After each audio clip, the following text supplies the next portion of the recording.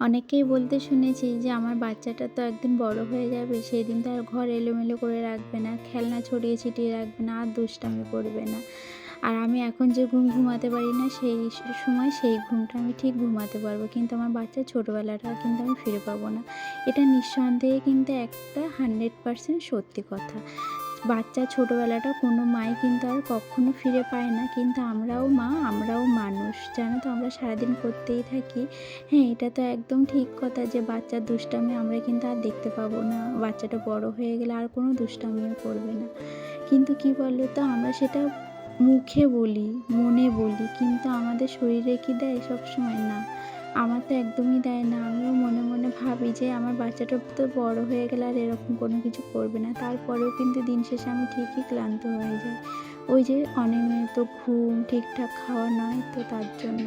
আমাদের শরীরকে আগে বাঁচাতে হবে তারপরে